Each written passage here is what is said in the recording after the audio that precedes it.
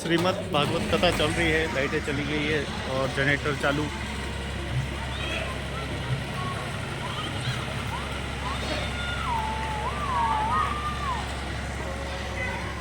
तो भागवत कथा में बहुत ही सुंदर व्यवस्थाएं की गई है ताकि लाइटों में मतलब झपकते ही लाइटें चालू हो सके। हे मुरारी नाथ नारायण वासुदेव श्री कृष्ण गोविंद हरे मुरारी नाथ नारायण वासुदेव गोपाल मेरी प्रार्थना है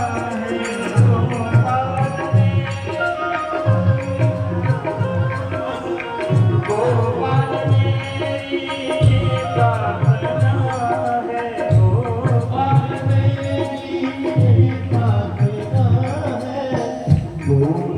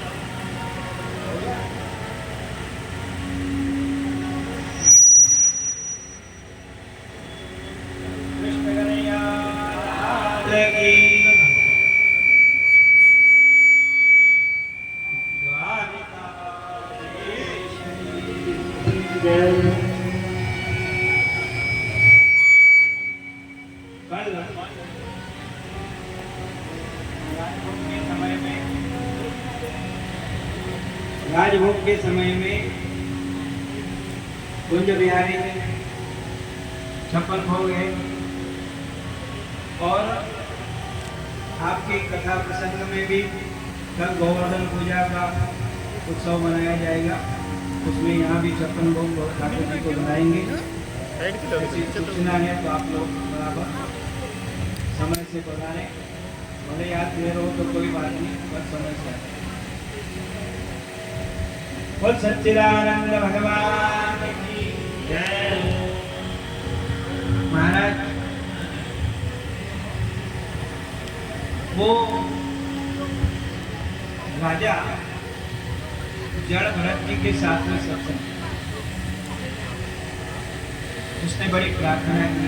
भरत उनसे पूछते राजा तू कहाँ जा रहा है? महाराज में ज्ञान प्राप्ति के लिए कभी भगवान के पास जा रहा हूँ। ऐसी क्या बात है,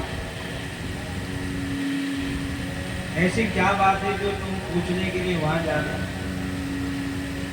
महाराज मेरी एक शंका है। स्थाल्यग्नितापात् पयसो पिताप पदस्तन कृतदर्भरन्धि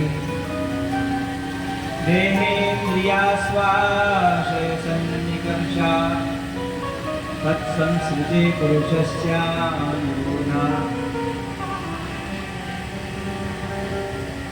आवाज पाछे तक नहीं जाएगी, थोड़ी सी आवाज शाल्यग्नि तापा पाछे तक आवाज नहीं जाएगी। ऐसा है, चूल्हा है, चूल्हे में आग जला है,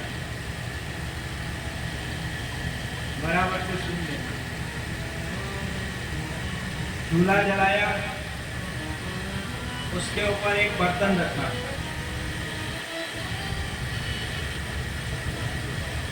उस आग से बर्तन गर्म हुआ, उसमें पानी डाला, फिर वो पानी गर्म हुआ, फिर उसमें एक मुट्ठी चावल डाला, या 1 कटोरी चावल डालो।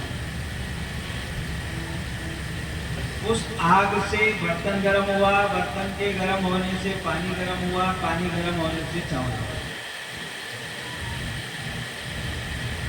मेरी शंका ये है, वो चावल पक जाता है फिर। तो मेरी शंका यहाँ पर ये है कि आप कहते हो कि आत्मा को कोई कष्ट नहीं है, आत्मा सबसे प्रूफ, वाटरप्रूफ, फायरप्रूफ, सब प्रकार से किसी चीज का असर नहीं आता। इस शरीर जो दिखाई दे रहा है इसको स्थूल शरीर कहते हैं। इसके अंदर एक सूक्ष्म शरीर होता है और उसके बाद में एक कारण शरीर होता है, उसके बाद में फिर आत्मा है। नीचे की मंजिल, नीचे ग्राउंड फ्लोर में यदि आग लगती है तो उसकी पहली मंजिल में भी कुछ असर होता है, दूसरी मंजिल में भी असर होता है, तीसरी में भी। ये शरीर, ये उंगली कट जाती है, जरा सा इसको चीरा करते हैं, दर्द होता है। इस शरीर में दर्द हो रहा है तो इसके अंदर रहने वाले सूक्ष्म शरीर को भी, फिर तीसरी कक्षा में रहने वाला जो कारण है उसको भी कुछ न कुछ तो होता ही होगा, ज्यादा नहीं तो थोड़ा होगा। और वहां जो है वो आपने आत्मा को बताया कि वो उसके बाद में आत्मा है, तो उस आत्मा को भी कुछ न कुछ तो होता होगा। महाराज ने कहा कैसी बात मतलब, बात तो तू पंडितों जैसी कर रहा है। नको विद को विदवाद वादान वदश्चथो नातिनाम वरिष्ठ न सूरयो हि व्यवहार मेनम तत्वावमक्षेन सह। तेरा कहना ठीक है, लेकिन वो आत्मा ऐसी नहीं है चावल की तरफ पक जाए। आपने चावल डाला और उसके साथ में एक छोटा सा कांकरोवे, आप कितनी सीटियां लगाओ सुबह से शाम तक, उसको कुछ होता है, वो आके बात करता है मैं भी हूं। तो आत्मा वैसे ही, उसको किसी भी चीज का कोई प्रभाव होता नहीं है, न पानी उसको गीला कर सकता है, न हवा सुखा सकती है, न आग उसको जला सकती है, न शस्त्र उसको मार सकता है। वो सबसे परे। आओ उसमें तो भरत जी के पांव पकड़ के, महाराज आप ही मेरी सब शंकाओं का समाधान करें। आपने इतनी सरलता से मेरे को समझा दिया। तो बड़े बड़े पंडितों से मैंने पूछा, लेकिन ये बात कोई बता नहीं पाया। और आपने इतने अच्छे तरीके से बताया कि उसका कुछ नहीं बिगड़ता। वैसे ही आत्मा भी है, उस आत्मा को भी किसी चीज से कोई प्रभाव पड़ता है।